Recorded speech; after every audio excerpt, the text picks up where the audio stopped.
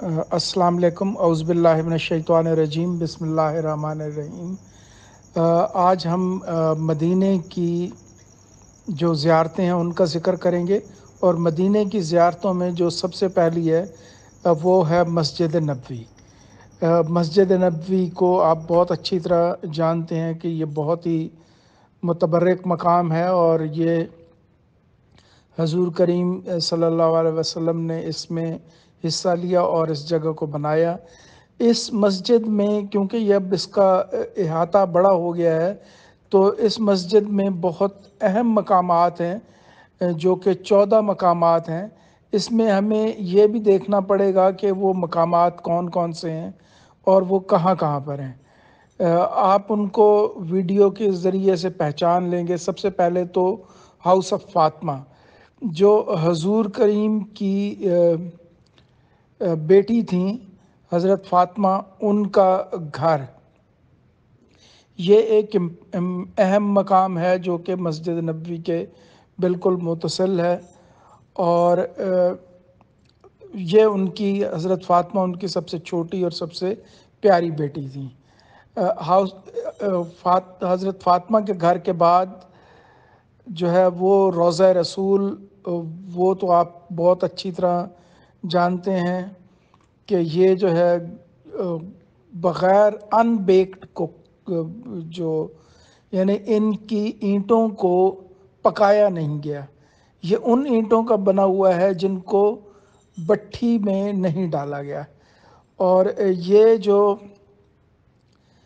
اس کے نیچے حضور کریم جو ہے وہ اپنی ان کی آخری آرام گاہ ہے، اور یہاں یہ وہ جگہ ہے جہاں آپ کا وصال ہوا۔ وہ جب بیمار ہوئے تو ان کو حضرت عائشہ کی اجازت کے ساتھ ہی انہیں کہا گیا کہ اس جگہ پر ہی جہاں پر ان کا وصال ہوا ہے وہیں پر ان کی آخری آرام گاہ ہو۔ اچھا، اس کے بعد جو اگلی اہم چیز ہے روضہ رسول کے بعد ہے، وہ ہے محراب تہجد۔ آپ کہاں پر تہجد ادا کرتے تھے؟ محراب تہجد وہ ہے جہاں پر حضور کریم تہجد ادا کرتے تھے۔ تو اس کو جو بال جبریل کی لائن ہے، یہ بالکل اس کے ساتھ ہے۔ تہجد کے بعد آتا ہے وہ کہ جہاں پر حضور کریم نماز ادا کیا کرتے تھے، جہاں پر حضور کریم سجدہ ادا کیا کرتے تھے، یہ وہ اب ایک ستون کے بالکل قریب ہے، اور یہ بھی بال جبریل کے بالکل پاس ہے۔ اور یہاں پر خاص نشانی یہ ہے کہ یہ ستون، ویسے تو میرے خیال میں سارے ستون ایسے ہیں کہ جن کو جو گولڈن ہے، لیکن یہ بھی گولڈن ستون ہے، اور بال جبریل کے مقام کے جہاں پر اس کی لائن میں بالکل قریب ہے۔ یہ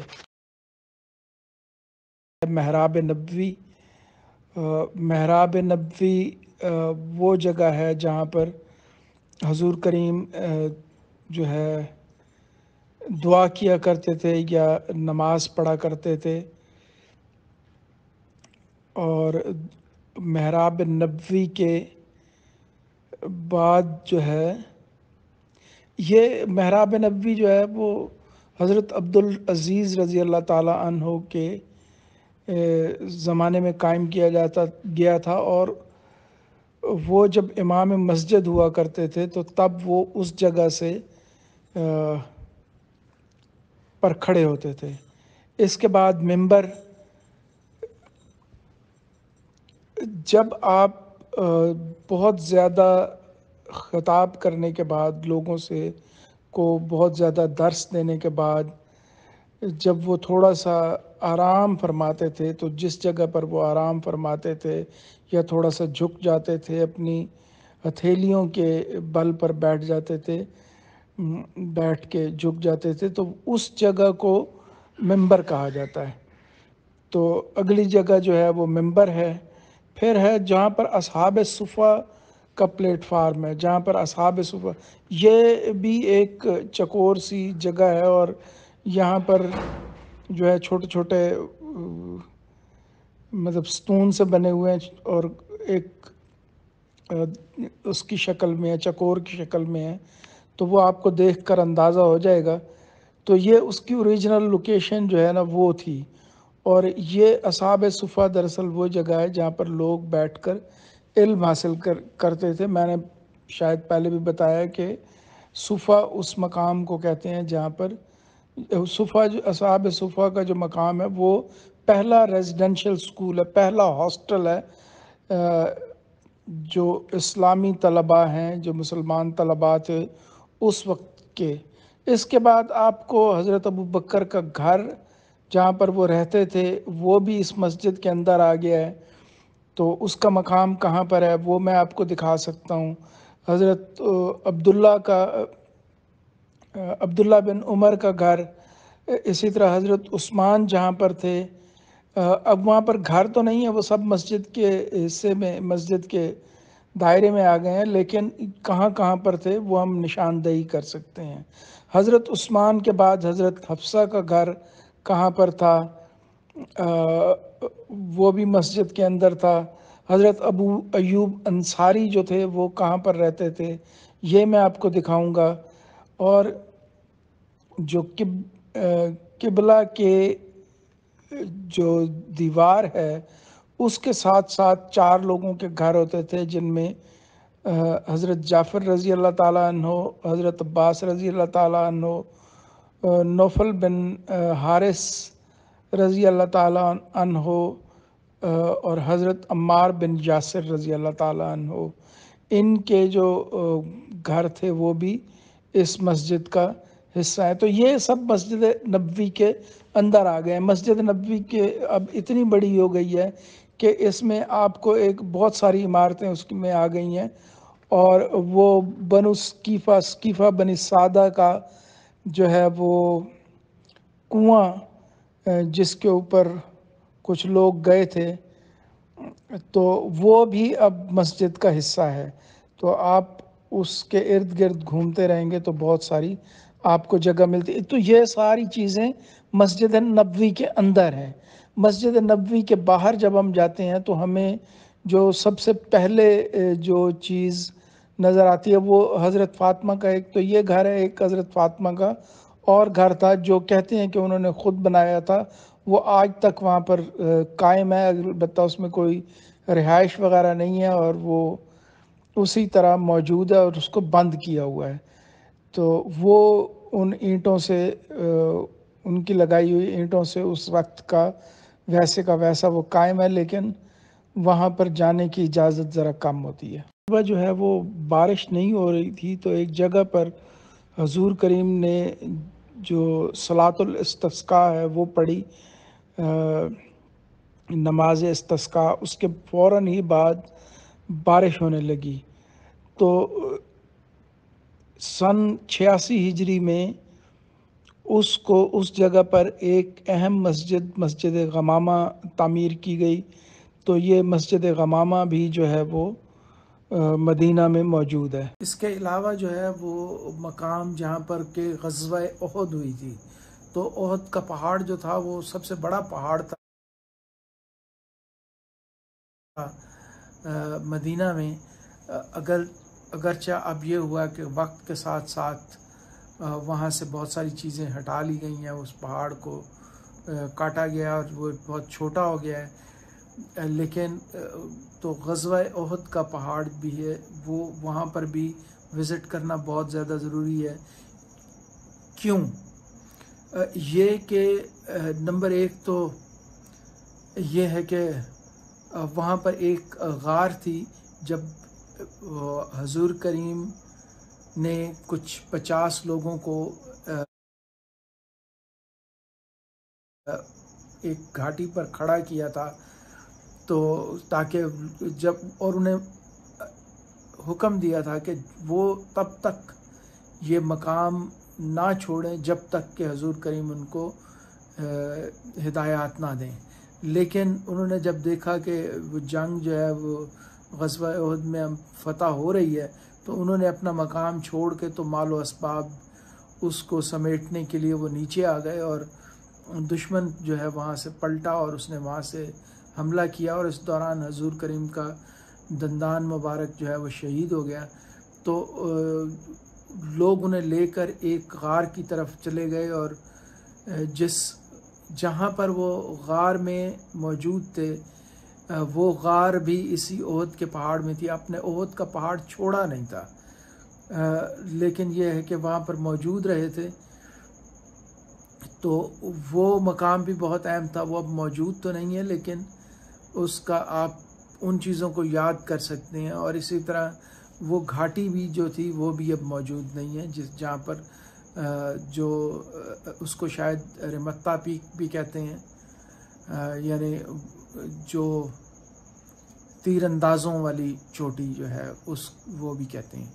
تو اس کے علاوہ وہاں پر اب کافی سارے وہاں پر جو ہے مختلف مقامات پر جہاں پر لوگ شہید ہوئے تھے تو وہ اہم جگہ پر ان کے مقبرے تھے، ان کو اب ختم کر کے وہاں پر مسجد بنا دی گئی ہے۔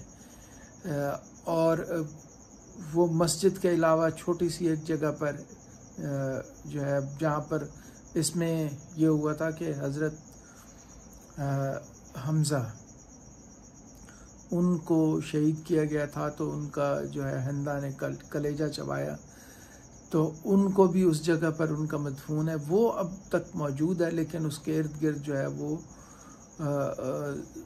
ہم باڑ تو نہیں کہہ سکتے، لیکن یہ ہے کہ جو آئرن راڈز کے ساتھ دیوار بنا دی گئی ہے، اور مطلب وہ چاروں طرف سے کور ہے، اور اس میں ایک مقام پر ان کی جو ہے وہ قبر مبارک موجود ہے۔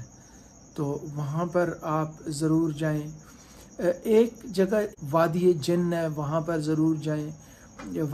ایک اور تھا جسے بیر عتق کہتے ہیں، بیر کہتے ہیں کنویں کو، تو عتق کا کنواں، اس کنویں پر حضور کریم حضرت ابوبکر صدیق کے ساتھ گئے تھے، اور انہوں نے یہاں پر پانی پیا تھا اور وضو کیا، نماز پڑھی۔ تو اس لحاظ سے یہ بہت اہم جگہ ہے۔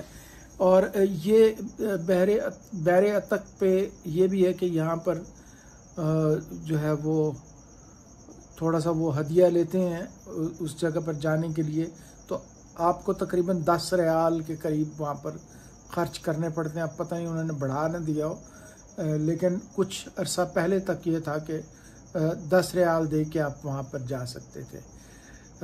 بحر عتق کے ساتھ ایک اور جو تھا وہ بحر شفا ہے۔ وہ بحر